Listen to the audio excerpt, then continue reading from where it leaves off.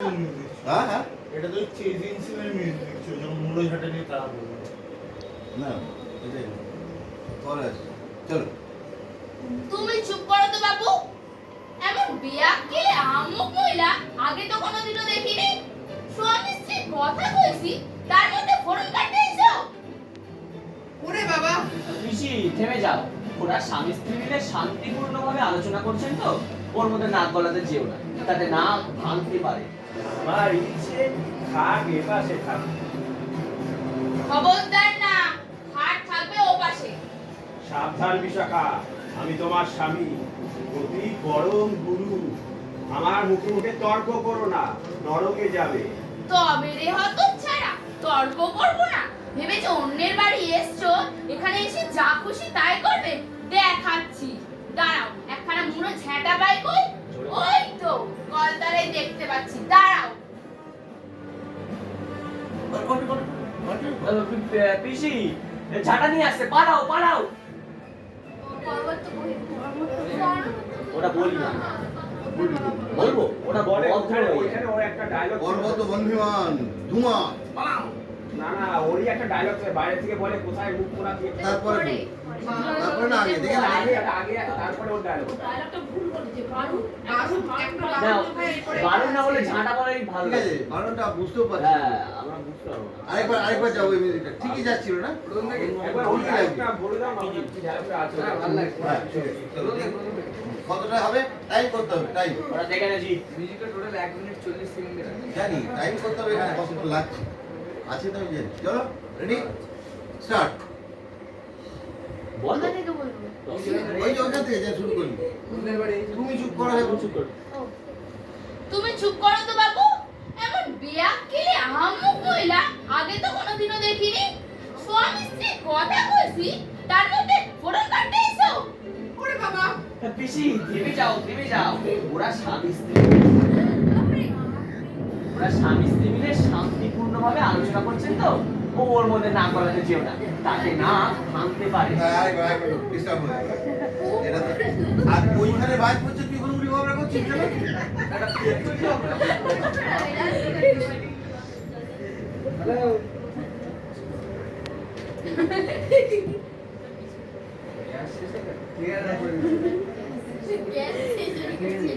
ঠিক আছে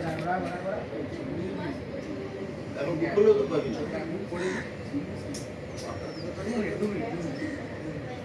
গ্যাস বুকিংও চলছে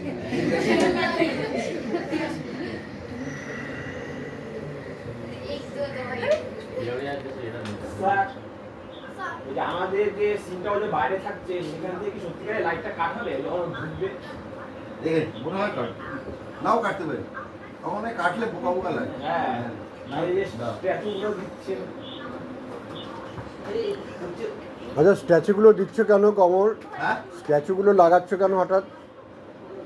না না একটা তাহলে আগে থেকেই লাগাও। একটা অন্য কিছু ক্রিয়েট করার জন্য মানে হঠাৎ ছিল না আগে, হঠাৎ আগে ছিল না, ক্রিয়েট হঠাৎ চলে এলো।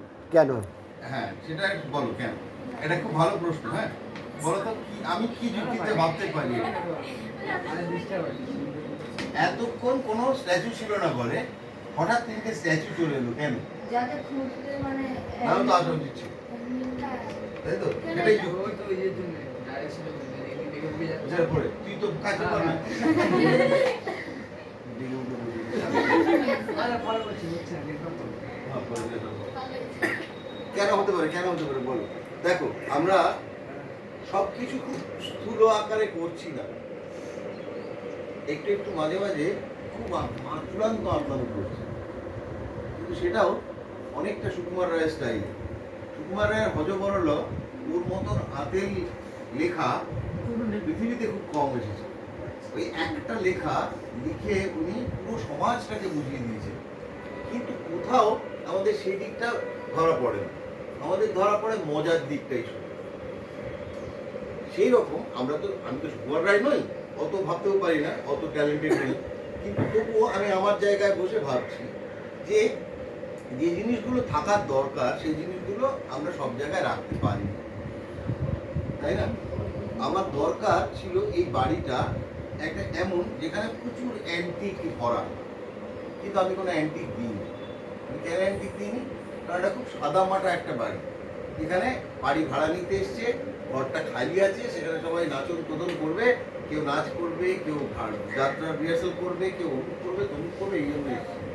কিন্তু হঠাৎ এই বাড়িটাতে দুজন লোক এলো যারা শান্তি চায়, যারা শান্তির বার্তা বহন করে এনেছে। কিন্তু প্রকৃতপক্ষে এই অশান্তময় যুগে শান্তি আসতে পারে না। শান্তি সেখানেই থাকে যেখানে সব কিছু ভালো থাকে। এখানে ভালো নেই, কোনো কিছু ভালো নেই। এই যে খারাপ থাকার মধ্যেও একটা অদ্ভুত শান্তিতে মিলন করার চেষ্টা, সেটাকেই আমরা সাধুবাদ দিচ্ছি। এই স্বামী স্ত্রী সেরকম করে এসছি। স্বামীটা ভালো, স্বামীটা বলছে যে আমরা শান্তি চাই, আমরা সাধন ভজন করতে চাই। স্ত্রী বলছে সাধন ভজন পরে হবে, আগে স্বার্থটা দেখ, তুমি আমার জায়গাটা করতে পারছো কি? তো স্ত্রীর একটা স্বপ্ন যেন ঝলসে উঠলো ও যাওয়ার সময়। ও দেখছে যে আমার ঘরটা একটা অন্য রকমের ঘর হয়ে গেছে। যে ঘরটা আমি শান্তির ঘর বলে এসেছিলাম থাকতে, সেই শান্তির ঘরটার মধ্যে একটা অন্য কিছু এলিমেন্ট চলে এসছে যেটা আমাকে থাকতে দেওয়ার মতন নয়। যুক্তিটা বোঝার চেষ্টা করবো, আমি কিন্তু একটু অন্য আপার লেভেলে ভেবেছি। হ্যাঁ, যে আমার জন্য যেটা নয় আমি সেখানে ঢুকে পড়েছি। অর্থাৎ এই অ্যান্টিক পরিবেষ্টিত জায়গাটা আমার জন্য নয়, আমি ভুল করে ঢুকে পড়েছিলাম। এটা একটা শান্তির জায়গা এবং এটা সত্যি সত্যি আমাদের জন্য খুব পবিত্র জায়গা। কারণ আলটিমেটলি এটা একটা লাইব্রেরি হবে ঘরটা। হ্যাঁ, যেখানে ভাইপোর স্বপ্ন পূর্ণ হবে, ভাইপোর বন্ধুদের স্বপ্ন পূর্ণ হবে। তারা সত্যি সত্যি লেখাপড়ার একটা মন্দির তৈরি করবে। সত্যি সত্যি মন্দির বলতে কি হয়? লাইব্রেরি ইজ আ মন্দির। আমরা মন্দির বলতে পবিত্র জায়গাকে বুঝি। তো লাইব্রেরির মতন পবিত্র জায়গা আর কি হতে পারে? যেখানে জ্ঞান থাকে, যেখানে হাজার হাজার বই থাকে আর মানুষ জ্ঞান প্রাপ্ত হয়, পড়াশোনা করে আমরা সমৃদ্ধ হই। তো সেই রকম একটা জায়গায় হঠাৎ এই লোকটা অনধিকার প্রবেশ করে দিয়েছে। এখানে তোমার স্থান নেই গো। সেই জন্য আমি কিছু অ্যান্টিক তৈরি করেছি। এই অ্যান্টিকগুলোর মধ্যে এই লোকটা আরও বেশি পারপ্লেক্স হয়ে গেছে। অ্যান্টিকের মধ্যে দিয়ে ও ঘুরছে, ও তুমি টেবিলের তলায় লুকিয়েছো, মারবো, ঝাঁটা মারবো। ওর কালচারটা এই অ্যান্টিকে যাচ্ছে না। বোঝাতে পারলাম? এটা আমার ভাবনা। হ্যাঁ, আমি এই কারণে তোমায় প্রশ্নটা করলাম, এদের বোঝার সুবিধার জন্যে। কারণ তুমি করে যাচ্ছ, ওরা বুঝছে না কেন করছি, কি করছি। আমি এই কারণেই তোমার এই ক্ল্যারিফিকেশনটাই আমি এদের কাছে আবার প্রচার করবো, আমি দিয়ে দেবো ব্যাপারটা। আমি প্রথম থেকে বলেছি যে যে যেটা সমস্যা হবে আমার সাথে আলোচনা করবো। এটা আমার প্রথম দিন বলা আছে। হ্যাঁ, এই যে এখন শ্যামলদা যদি প্রশ্নটা না তুলতেন তাহলে কিন্তু কেউ জানতেই না কেন আমি এটা করবো। কেন সেটা প্রশ্ন কেউ করছো না? তোমরা তো ওয়ার্কশপ করছো না, জানতে চাও। তো এই যুক্তিটা ঠিক লাগলো? হ্যাঁ, একদম ঠিক আছে। আমরা অনেক বেশি এনরিচ করতে পারলাম নাটকটাকে।